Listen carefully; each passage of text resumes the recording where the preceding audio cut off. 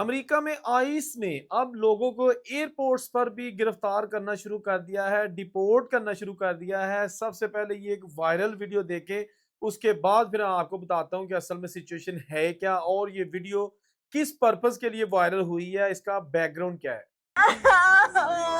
What is your name? Where's your badge number? Don't choke I'm her. supposed to know myself. You have a legal obligation to show your badge. I'm asking for your badge number, sir. तो इस video की हकीकत में आपको बताने से पहले एक और खबर आपके साथ शेयर करना चाहता हूं कि कैसे एक देसी आदमी ने अमेरिका से जर्मनी जाते हुए 40,000 फीट की बुलंदी पर जहाज के अंदर एक ऐसी हरकत की कि हर तरफ शोर मच गया कि मुझ पर किसी ने हमला कर दिया है, मुझ पर किसी ने चाकू से हमला कर, मतलब इस तरह की चीजें सामने आना शुरू हो गई। तो जहाज को मजबूरन जर्मनी जाने की बजाय ह्यूस्टन यानी कि अमेरिका में ही दूसरे एयरपोर्ट पर लैंड करना पड़ा। और उस बंदे का ताल्लुक कहाँ से था और जब पुलिस ने उस बंदे को पकड़ा कि आपने ये क्यों हमला किया, तो उसने आगे से क्या जवाब दिया।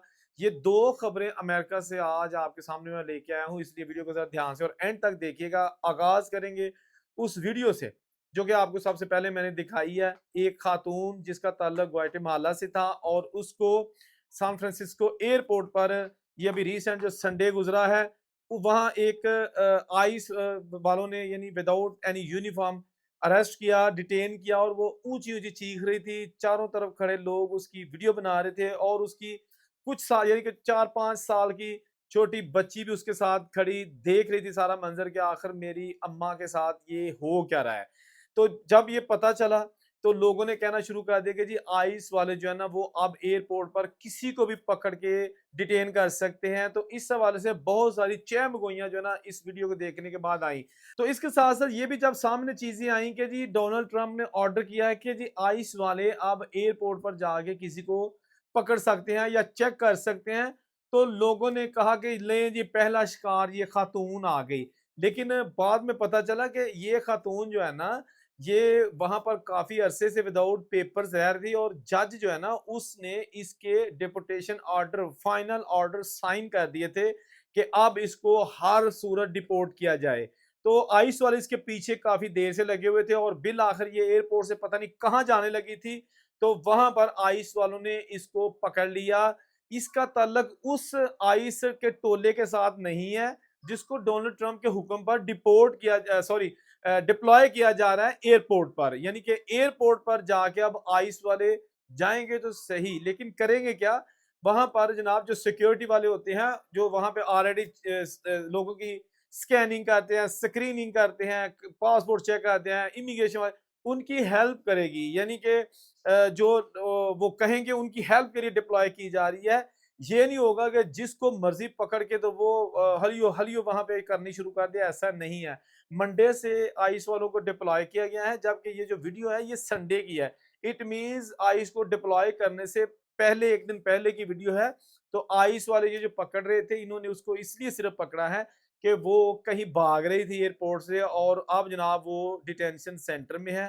फर्दर उसके साथ क्या होगा ये तो आने वाले दिनों में पता चल ही जाएगा। लेकिन ये चीज भी कंफर्म है कि अब अगर आप अमेरिका से बाहर जाएंगे या अमेरिका वापस आ रहे हैं तो आपका कभी भी पिछले 20 सालों में या 25 सालों में कोई क्राइम रहा है, कोई क्रिमिनल हिस्ट्री रही है, तो कभी आपको जज ने मुल्क छोड़ने का हुक्म दिया है, तो फिर समझ लें कि जब एयरपोर्ट से आप बाहर आएंगे तो आइस वाले आपको पकड़ सकते हैं। तो ये एक नई चीज सामने आई है जिसने काफी परेशानी में मुब्तला कर दिया है उन लोगों को जो थोड़े से डगमगा रहे हैं या जिनको कुछ श्योर नहीं है उनके माजी के बारे में कि कभी उन्होंने कोई क्राइम या कोई ऐसी चीज या उनकी पुलिस रिपोर्ट थी कि नहीं।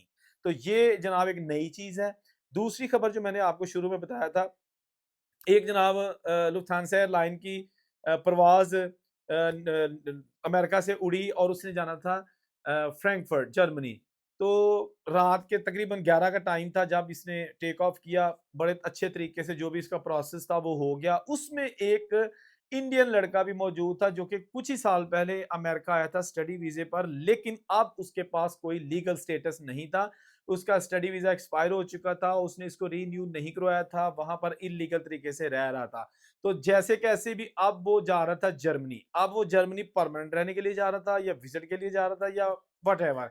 उसने जनाब उसकी टिकट बुक करवाई हुई थी और जब वो जहाज़ में बैठा हुआ था, जहाज आपको पता है जब टेक ऑफ करता है तो जब पायलट जहाज को बिल्कुल सीधा कर देता है तो उस वक्त फिर जो कैबिन क्रू होते हैं वो आते हैं और लोगों में खाना सर्व करने का प्रोसेस शुरू कर देते हैं। तो इसी तरह ये को तकरीबन 1 घंटा लगता है टोटल खाना डिस्ट्रीब्यूट करने में और बर्तन उठाने तक। तो इस दौरान उन्होंने खाना सबको दिया।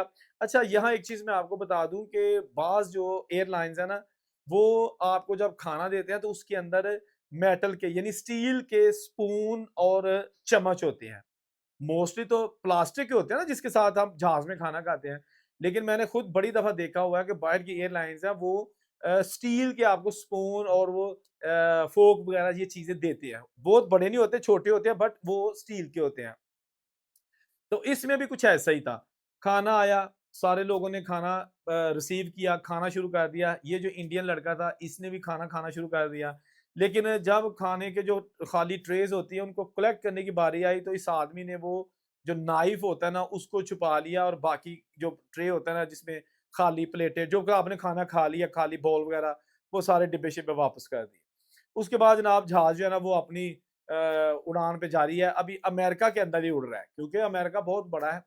तो उसके बाद ये होता है कि जब देखा ना सब लोगों ने खाना खा लिया, तो जो जहाज़ वाले होते हैं ना, वो लाइट्स मद्धम कर देते हैं कि अब नाइट है, लोग जो है ना वो सो जाएँ ताकि सुबह जब जो उठें, तो वो अपनी मंज़िल के करीब पहुँच चुके हों। ऐसा ही हुआ, जूँ ही ये लाइट उन्होंने ऑफ की, तो ये बंदा ना खड़ा हो गया अपनी सीट से और जो जहाँ से चलते हैं ना, दोनों सीटों के दरमियान, वहाँ पे जाके ना तो ऐसे अपनी अगली सीट जो है ना, उसके साथ जाके खड़ा हो गया। अब उसकी जो राइट साइड 3 वाली सीट थी, वहाँ पर 17-17 साल के 2 लड़के बैठे हुए थे, उनके साथ आगे खातून बैठी हुई थी। तो इसने क्या किया कि वो जो लोहे का फ़ोर्क था, वो पीछे से उसकी गर्दन पे ऊपर ना मारना शुरू कर दिया। उसने चलाना शुरू कर दिया। अब ये साथ वाला लड़का पकड़ने लगा तो इसको, क्योंकि वो बैठे हुए थे बेल्ट लगा के या बेल्ट के बगैर, इसलिए ये खड़ा था, इसने उसको भी जो है ना यहाँ पे काफ़ी ज़ोर से हिट किया। दोनों जो है ना वो बुरी तरह ज़ख्मी हो गए। एक और खातून, उसने पीछे से इसको पकड़ने की कोशिश की, इसने उस पर थप्पड़ों की बारिश कर दी। मतलब कि हर तरफ जो है ना वाह-वेला मच गया। ऊँची-ऊँची चिल्लाना शुरू कर दिया उन दोनों लड़कों ने जिनको इसने ज़ख्मी कर दिया था। तो देखिए जी, हमें किसी ने हमला कर दिया, हमें पे ये कर दिया, वो बेचारे ऊँची-ऊँची चिल्ला रहे थे और सारे जहाज़ वाले लोग सहम गए थे कि आखिर ये होना क्या शुरू हो गया है। रात का समा है, जहाज़ अपनी बुलंदी पर है, फराटे भरता हुआ जा रहा है मंज़िल मकसूद की जानिब। तो ये चीज़ें जब देखी गई तो उसके बाद फिर वहाँ पर केबिन क्रू एक लड़का था गोरा हट्टा-कट्टा, वो आया, उसने इसको जनाब बड़े ही तरीके से दबोच लिया और इससे वो चीज़ें छीन ली। बाद में इसके दूसरे केबिन क्रू आ गए, उन्होंने भी इसको पकड़ लिया। पायलट को आगाह किया गया कि इस तरह के लड़के ने अटैक कर दिया है। अच्छा, यहाँ तक तो ना केबिन क्रू को पता चल रहा था कि आखिर हुआ क्या है, लड़ाई हुई क्यों है, मारा क्यों है, किसको, कौन इनका जानने वाला है या गैर जानने वाला रिश्तेदार है क्या, कोई समझ नहीं आ रही। सिर्फ ये था कि बंदे फटर कर देते थे। अच्छा, उसके बाद जनाब पायलट को जब पता चला तो उसने देखा कि अभी मैं अमेरिका में ही हूँ, उसने नीचे जो ह्यूस्टन एयरपोर्ट था उसको उन्होंने कॉल की, इमरजेंसी सिचुएशन बताई, उन्होंने इसको इमरजेंसी लैंडिंग की इजाज़त दे दी। एफबीआई जितने भी सिक्योरिटी एजेंसीज़ हैं सारे अलर्ट थे कि जहाज़ जो है ना इमरजेंसी कर रहा है, क्योंकि इसके अंदर किसी ने हमला कर दिया, बहुत सारे लोगों को ज़ख्मी कर दिया, ब्ला-ब्ला सारा जनाब नीचे इंतज़ाम इमरजेंसी का रेडी था। फ्लाइट्स जो है ना उनके भी जो है ना कुछ देर के लिए टेक ऑफ और लैंडिंग को रोक दिया गया।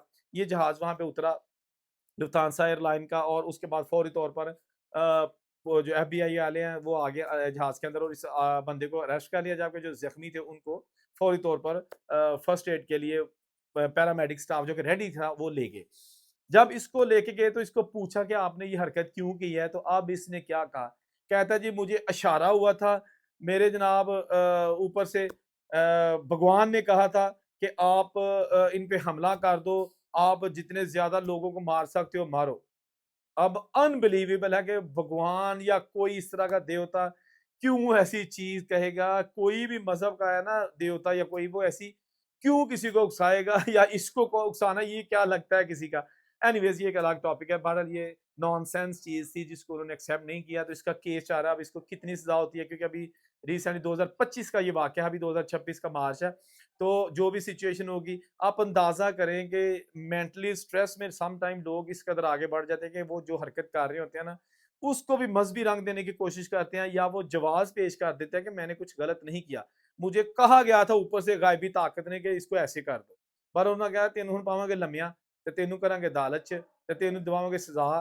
तो वो जो एयरलाइन है उन्होंने तो इस पर पाबंदी लगा दी फॉरएवर ट्रैवल करने की। लेकिन जो भी सिचुएशन है, वो सारी उसके बाद वाज़ह हो जाएगी कुछ दिनों तक कि आखिर उसके साथ फिर क्या होता है। अभी उसको कोई सज़ा नहीं हुई। तो ये 2 चीज़ें थी अमेरिका से, सोचा आपके साथ शेयर कर दें। वीडियो में कमेंट, लाइक ज़रूर कर दिया करें और जिसने अभी तक चैनल सब्सक्राइब नहीं किया, प्लीज़ चैनल ज़रूर सब्सक्राइब कर दिया करें। अल्लाह हाफ़िज़।